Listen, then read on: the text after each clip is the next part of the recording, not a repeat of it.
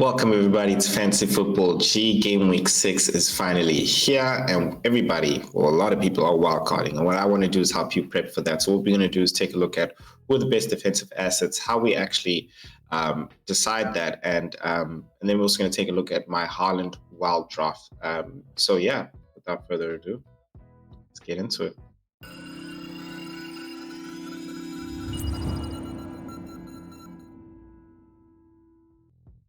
All right, folks. Head popping, head jamming. Yeah, that's right. So we got to start off with the good pleasantries, guys. I am using the Hub AI tools to actually help me get ahead. Yes, I got a red arrow, but as you can see, I've had a really great start to my actual league. So let's make a deal, hey? Let us make a deal. If I don't drop bombshells of information, of tips, of tricks for you, let's say about halfway, then you can leave. But if I do, I need you to hit that like button, subscribe, and make sure you hit that notification button so that you are always around and I can give you great content. But you better use the link in the description below because the Hub AI has still got their 50% off deal. And the great thing about it is if you do not win your mini league, then they can give you all of your money back. T's and C's apply, which are also in the link below. So let's get into it, guys. All right. So you know what I wanted to do actually? Before we decide, hey, these are the best defensive assets, we need to look at which teams so far have actually performed defensively. So now this is organized according to the XGC. So that is a goal expected, basically. So how you expect how many goals these guys to have scored, to have conceded within those game weeks. This is of course between the first game week and the previous game week, now game week 5. So we got Liverpool first, and they've got an XGC of just the bottom right hand figure there. It is, excuse me if I'm sniffing. I know it's still climatizing to Cape Town. It's tough, guys. It's rough. If you don't know, it's South Africa, man. Like KZN, some parts, yeah, got it going down cold.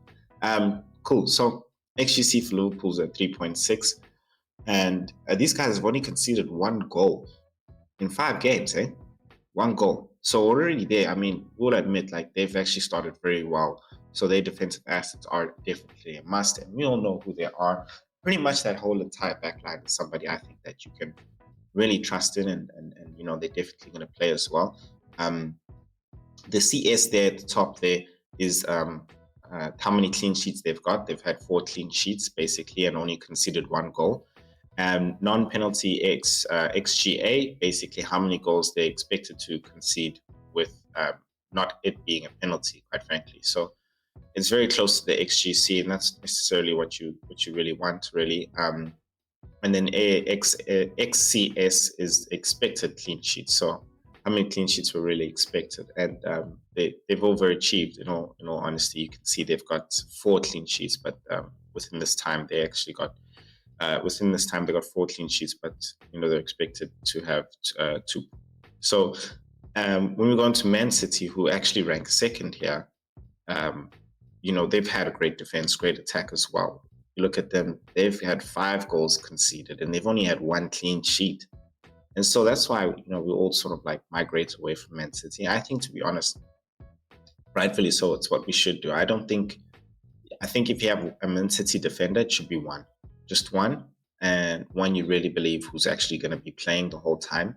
Rodri has been confirmed to be injured for a long time, so it makes things a bit tricky for me now, because I think Rico Lewis might come in and really invert and stuff. We saw Guardiola do that because Walker was back, and I saw that people were actually selling Vardy. I was like, guys, you're not watching the game.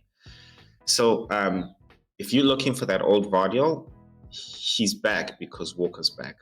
But now with Rodri going, I think Rico might come into the center because, yeah, man, you need somebody who's going to be playing and who's also really got great defensive ability. We might actually even see the old trick of John Stones, you know. And my point here is there's just so many variables and so many things that could happen with that defense, and it's really uncertain. So what I would do is really just focus on having Man City forwards. That's what I would do, in my opinion. And that little spoiler alert, that's essentially what I've done in the wildcard draft that I've got for Haaland at the end of this. So let's just take a look at who's number 3. Nottingham Forest with 4 goals conceded and only 2 clean sheets. They've done very well, to be honest. Let's be real. But the thing to note here, and this is why I've also got the rest top 6, and Arsenal on the other side over there is actually like 7th. You know that these guys have had favorable fixtures essentially. Nottingham Forest have had some very favorable fixtures. I think Fulham has done very well. They've conceded 5. They haven't had any clean sheets. Aston Villa have also conceded 7, no clean sheets. And Tottenham have conceded 5 goals, and they've only had 1 clean sheet. So I can't even remember who it was against. But my point here is like you can start to see like Arsenal over there who've had a very, very difficult fixture turn away to Man City, away to Tottenham, away to Villa. And these guys have still walked away with clean sheets, and they've only had 3 goals conceded. And that's within that's within 2 games. One game, in fact, both games, they had red cards.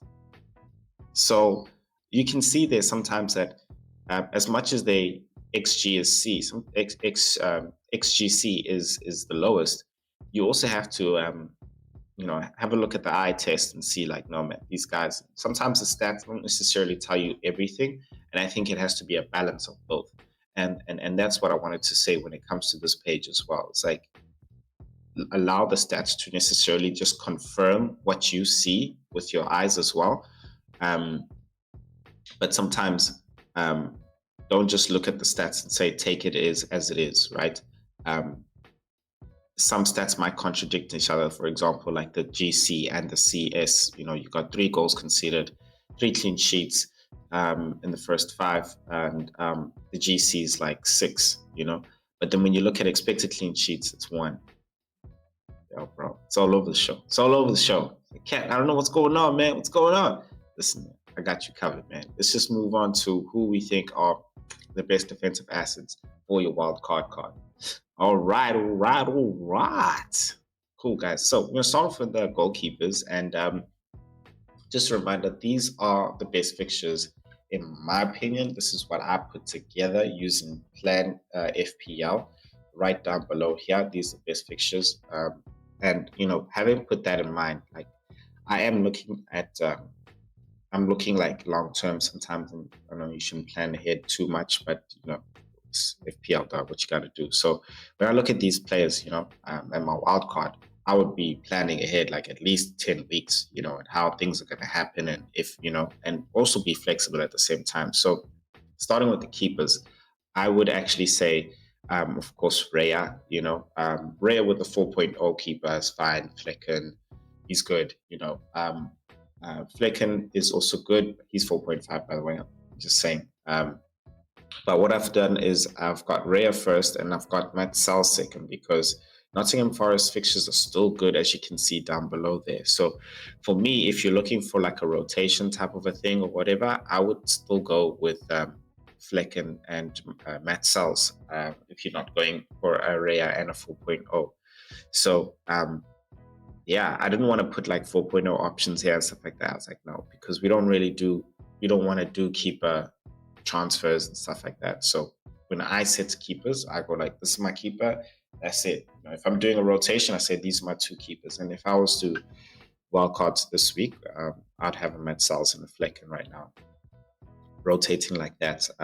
But I decided to go with a Raya, so I just feel like he's nailed. Along with that, in the defense, Saliba and Gabriel. Now, I think it's evident that like these 2 are very good. The great partnership as well. The Arsenal's, clean sheets are coming up, and I just feel like there's a lot more solidity in terms of who's playing in those roles. Whereas, as you can see in the previous game, bro, Ben White wasn't playing. What does that mean? Does that mean now that Timber is nailed? Hey, I don't know. For me, if you ask me, it makes Timber even more like sketchy for me, bro, because it's Ben White. Timber can also play on both sides. That's not like, okay, where's he gonna play? Calafiori came in and scored, bro. As far as I'm concerned, he should play another game. That back line that was playing, they should play another game. That was a strong ass back line. So I just feel like if you want to be in the Arsenal defense and you want to go for it, like make sure that you're not like having somebody who's either in or out, the two central defenders. And that goes on to Liverpool as well, you know. I got Konate and Van Dijk, but I just feel like I wanted to put Konate here because if I was to go for one, I'd just go for Konate. Got the assist, you can see, got some long range pass on him as well. Also scored in the Champions League with the header along with Van Dijk. So I'm just like, bro, a mini Van Dijk. I'm not saying that in terms of his playing ability, no. But what I'm trying to say is, I got a guy who can basically do what the guy 6 million can do, but I can get it 1 million cheaper. I'm gonna take the 1 million, man. I'm gonna take the 1 million. I don't know about you, but I'm gonna take the 1 million. Now, City, I put Ruben Diaz there because if you want to tap into the City defense, then I would only look at Ruben Diaz. I just feel like everybody else, uncertain. Even Guardiola, I say that because you don't know how he's going to play. You don't know if he's going to be sitting back, and you don't want him to sit back. And I think that's why a lot of people are selling him now. But if he is going to be pushing forward, you're not sure. You know, is the Kyle Walker going to be sitting there? Also going to be Rico Lewis. So you're also not sure if Rico Lewis or Akanji. Hey, bro, I just don't know, bro. You know, with the Rodri thing, I don't know. But I just felt like, look, I don't trust any other defenders, in all honesty, any other defensive teams.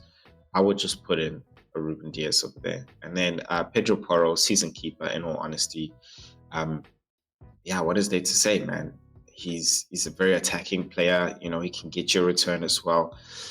The team is not necessarily the best when it comes to defense, but you're really hoping on those home games, you know, still getting himself into good attacking position and stuff.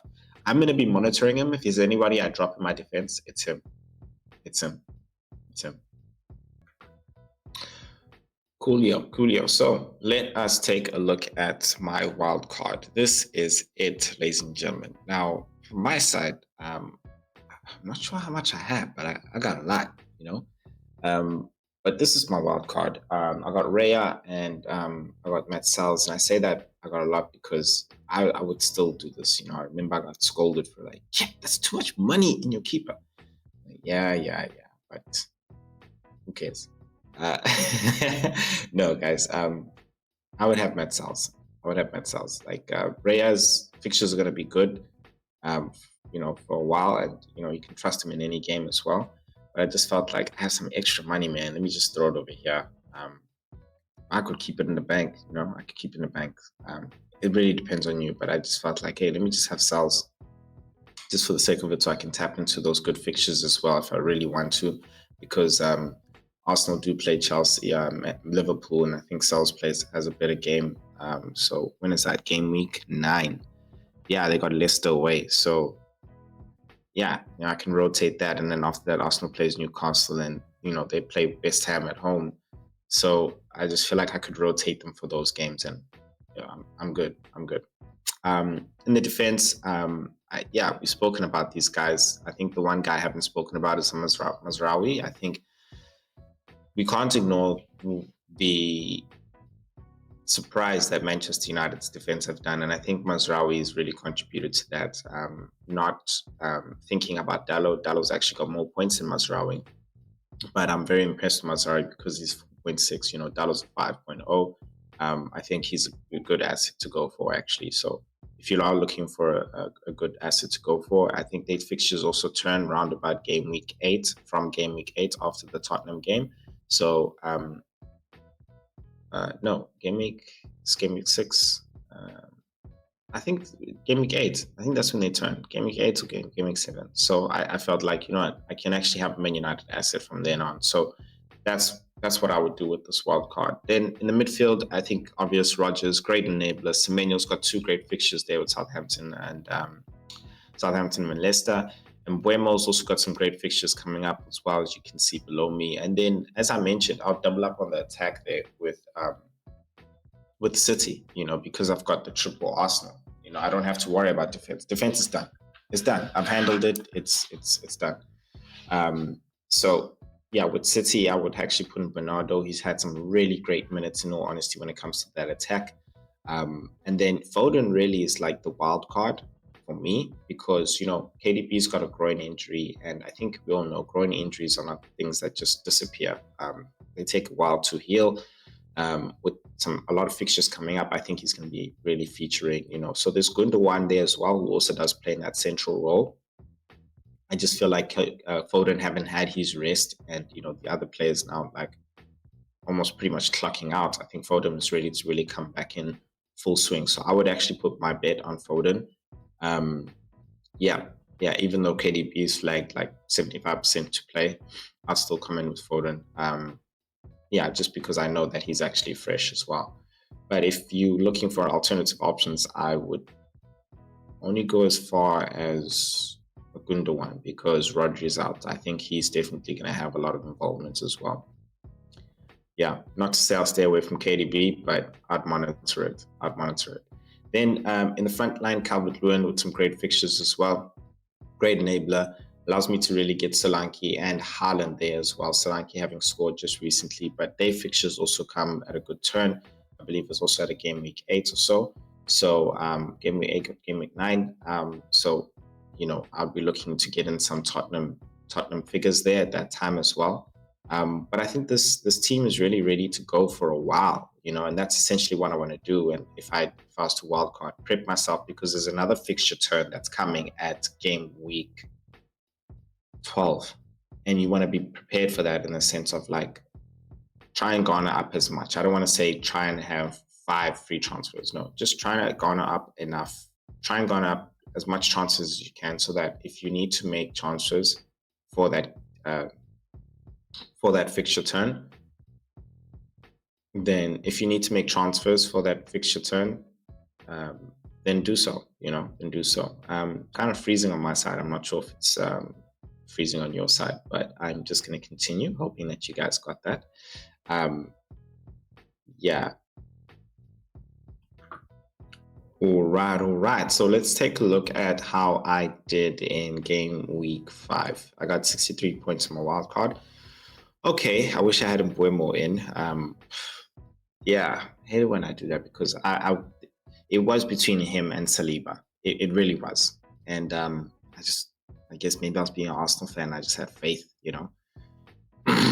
But yeah, these things happen. I'm okay with 63 because, I think it still keeps me at bay. A small red arrow from 10K to 30K. I say small, considering how much you can actually drop. There's really not a lot of points difference between a lot of the pretty much the 100K really. So I could really drop all the way down so many places, but I've managed to stay up that much. When we look at the league, which is what we want to go to right now, guys, you should actually check the link, the link in the description and the code for the league to join. I am still at the top killer squad, sniping them all out. But at number 2, we got a new man coming in, Henry Burford. Morgan sniffs white, man. He is out here sniffing the white. So temperature C, we have another contender in and around us, my man. Let's make him feel welcome. Let's let him feel the pressure. Welcome, Henry. And slot them away. Dog, I see you. We see you, dog. You in and around. Let me tell you something about Tiamo, man. This guy's sneaky, man. This guy's sneaky. Don't look at him like jumping around like 4th, 3rd, 5th, 4th, 3rd. End of the season. When the business end, he's dangerous. Cedric's been in and around. He was dropped, but now he's back up into the top 5. I see you, my man. Good stuff. And Saka, boom. Wei Chi Chun. You've also been around. I've seen you as well. Pedro Porridge still in the top 10 from last week. That's really great. Bloodline FC, as usual, my man. Standard. You keep it in top 10. Keeping the bloodline in the top 10. And then I've got Mainu Shusan falling, man. You got to get them shoes polished, man. But hey, as long as you're still in the top 10, you get a mention, dog. Last but not least, Rice, baby. Chu Wei Chi. Now, you know what? I know these guys are both Arsenal fans because Chu Wei Chi and Wei Chi Chu, those two, like the names backwards. I don't know if it's the same man, just got 2 different teams. One's a Sucker Boom and one's a Rice Baby. But I'm on to y'all.